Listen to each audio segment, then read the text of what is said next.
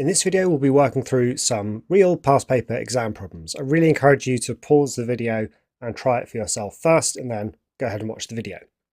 Okay, here's the first one. Show that the curve with Cartesian equation x squared plus y squared all squared equals 36 x squared minus y squared has polar equation r squared equals 36 cos 2 theta. Okay, well, our job here is to use the fact that x equals r cos theta and y equals r sine theta and see if we can end up with this. So, substituting in x as r cos theta, I've got x squared, so that's r squared cos squared theta, plus y squared, which is r squared sine squared theta, all squared, equals 36. And then I've got r squared cos squared theta minus r squared sine squared theta. Okay, we'll look at this over here. If I factorize out cos squared theta plus sine squared theta, or rather, if I factorize out r squared, I've just simply got cos squared theta plus sine squared theta, which is 1. So we've got r squared all squared, so that's r to the 4 here. Over on the right hand side, if I factorize out r squared, I've got 36 r squared, and then I've got cos squared theta minus sine squared theta, and that is cos 2 theta. So what we have is cos 2 theta. Now all I need to do is divide both sides by r squared, and we get r squared equals 36 cos 2 theta, and we're done. All right, the curve C has polar equation r squared equals 36 cos 2 theta, the one we just found, and we want values between minus pi over 4 and pi over 4. Sketch C and state the maximum distance of a point on C from the pole. Okay, well, let's create a table of values for that. So going from minus pi over 4 up to pi over 4, what are we going to do? Well, let's have theta, let's have r squared, and I suppose we're probably going to want r as well when we're sketching this. So what do we have? Well, let's go all the way down to minus a quarter pi, and then we'll probably want a few increments. So maybe I'll have minus 1/6 pi as well. And then what else? I might have minus an 1/8 pi. We get cos 2 theta, so we should get relatively nice values. So minus an 1/8 pi. Maybe I'll just do minus a 12th pi as well. I know these are lots of values, but I might as well do that. Then 0, and then the positive version, a 12th pi, 1/8 pi, 1/6 pi, and a quarter pi. Now, some calculators have a table function where you can just compute all of these. That can be useful here. If not, it doesn't take that long to key it in. 36 cos 2 times, and then I can just have an expression which I can edit quickly as we go. So minus pi over 4. So we get 0 here, and 18 here, and 18 root 2. See, it doesn't actually take too long to do this. And 18 root 3. And when it's 0, it's 36. And then because the cos function is even, it doesn't matter if I sub in positive or negative values, it's going to be the same on the other side. So I know that I'll just get the same thing over here. 18 root 3, 18 root 2, 18 and 0. And that's r squared, so we want the roots of all of these. Now, this is where I probably just go decimal to help me out. So root 18 is 4.2, and the square root of 18 root 2 is about 5. This is just to help me with my sketch. Here we've got 5.6. Square root of 36 is 6, and then it's the same over here. So I think these are all the values that I'll need for my sketch. Now we're only looking at theta from minus pi over 4 to pi over 4. So I only need the right-hand side. And it's from this line up to this line. Those are the pi over 4 and minus pi over 4 marks. Now I can see that the maximum value here is 6, so that's easy enough. And then essentially what happens is, as theta goes smaller and smaller, the value of r shrinks down and gets back to 0.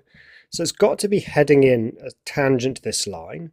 So it's going to be coming out like this, rapidly getting bigger,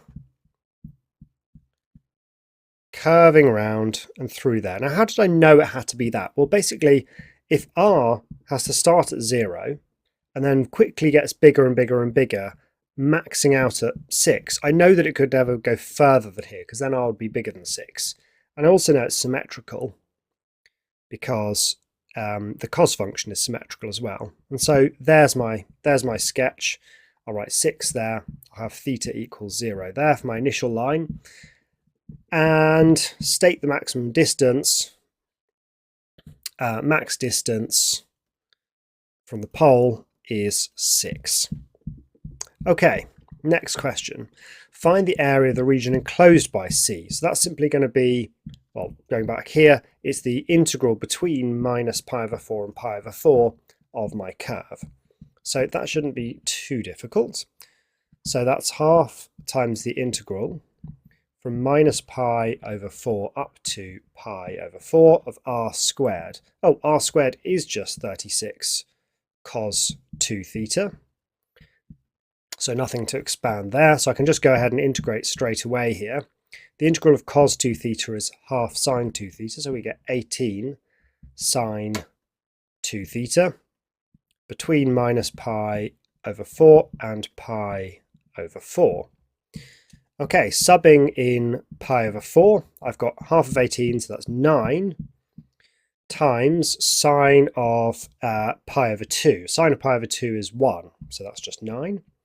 And then it's minus, well, half times, that's 9 again.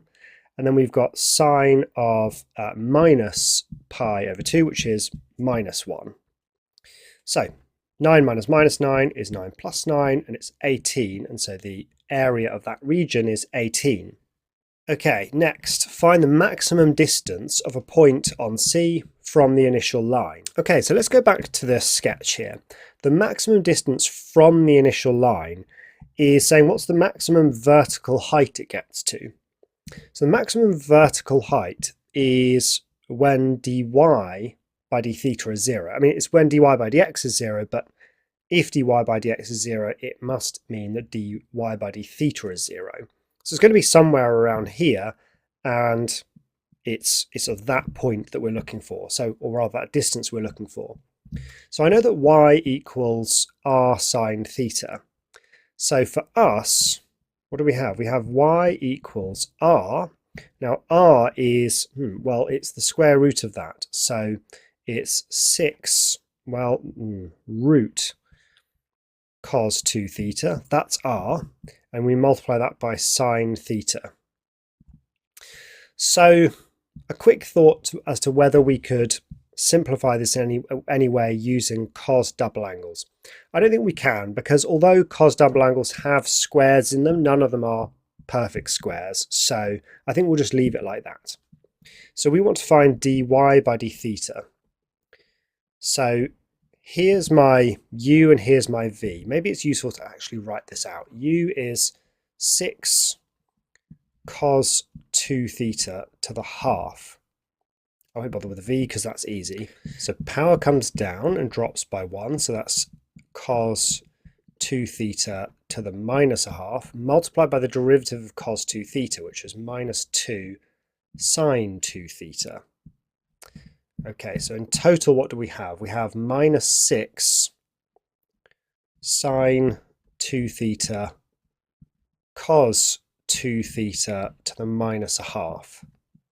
Okay, if it's useful, we could write that as minus 6 sine 2 theta over root cos 2 theta.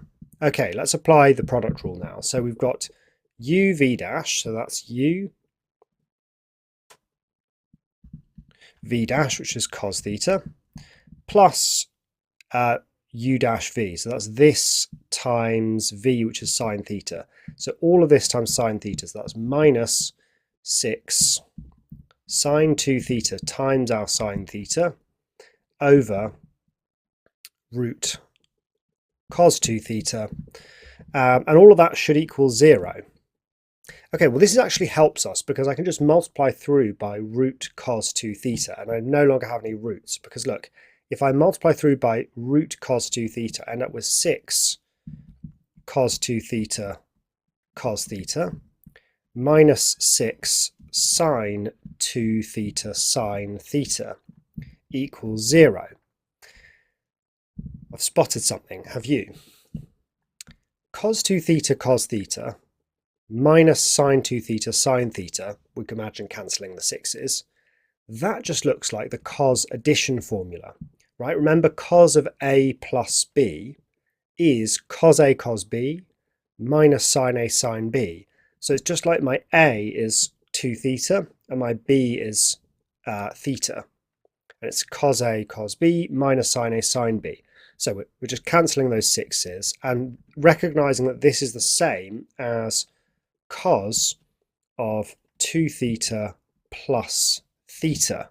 And that's great because that's just cos 3 theta and I'm solving cos 3 theta equals 0. Surprisingly neat solution there. That means that 3 theta is, well, between minus pi over 4 and pi over 4. So it's pi over 2, but it's also minus pi over 2. But you know what? Flipping back to my sketch here, I'll take the first positive one I find. I mean, I'll get the similar value of r squared for the negative, but I'll take the positive. So I'll just think pi over 3 is the first positive solution. So that's when theta is pi over 6. Great, so I have my value of theta. All I need to do is figure out what r squared is and therefore what r is. So r squared is equal to 36 cos 2 times that, which is pi over 3. Cos of pi over 3 is half, so I've got r squared equals 18, and therefore r in exact form, well, what is that? That's 9 times 2, so that's 3 root 2. And I found the maximum distance from a point on the curve to the initial line. Okay, now that I have the value of theta, I just need to find the y value at that point. Remember, the y value, when theta is pi over 6, that is the height. Well, we know it's maximum at pi over 6, but what is that y value? Well, my y value is, well, y is r sine theta. So what do we have? Well, that is r, which is 30, no, it's the square root of that. So it's r is 6 root cos 2 theta times sine theta. So that's what y is. In fact, we had that here, didn't we? So what is that when theta is pi over 6? Well, it's 6 times the square root of, okay, cos of 2 theta is cos of pi over 3, which is a half, so the square root of a half. And then sine of pi over 6 is a half. So in total, what do we have? Square root of a half times 6 times a half is 3 over 2 root 2. So the maximum height above the initial line is 3 over 2 root 2, and we're done. Okay, stick around. In the next video we're going to work through another exam problem. I'll see you there.